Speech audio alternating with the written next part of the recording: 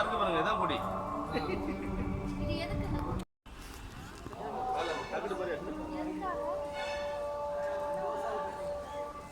ஒரு சன்மார்க்கத்தினுடைய உருவாக்குறார்.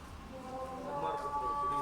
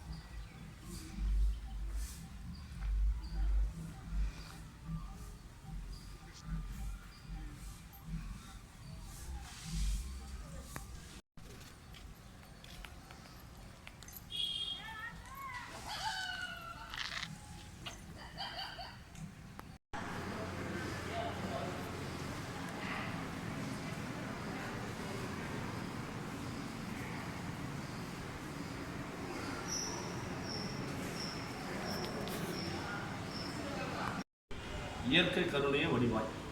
அவர் இயற்கை தான் கடவுள். நேச்சுரல் தான். நீங்கள் மரத்தை வெட்டாதீங்க, அதாவது வந்து இலப்பாறை குடியில் அதுதான் உனக்கு கடவுள்ன்றாங்க.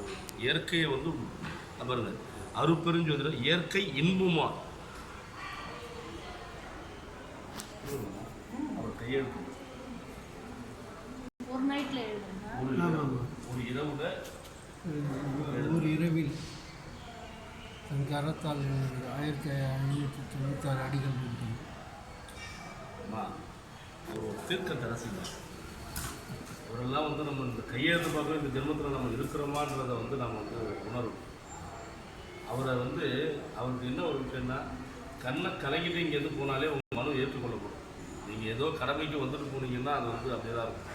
அவர் நினச்சி மன உருகி 2 கண்ணுலேருந்து 2 சொட்டு நீர் இந்த மண்ணில் பட்டுச்சுன்னா உங்களுடைய ஒட்டுமொத்த கனவு அந்த அறைக்கு போனால் தானாகவே வரும். உங்களுக்கு பின்னாடி ஒரு அறை இருக்குல்ல, அவர் ஐயா வந்து ஜோதியாக மறைஞ்சாருல, அங்கே போனீங்கன்னா உங்களுடைய ஒட்டுமொத்த மனுக்களும் இப்போ அடுத்தது தான் இதை முடிச்சுட்டு அடுத்தது அவங்க தான் ஒட்டுமொத்த மனுவும் ஏற்றுக்கொள்ளும்.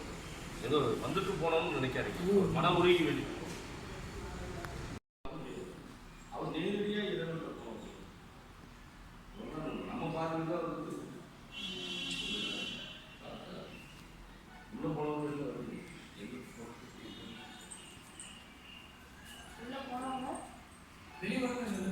அதோட சரி அதே 300 தான் திறந்து பார்த்தாலும் இல்லைங்க.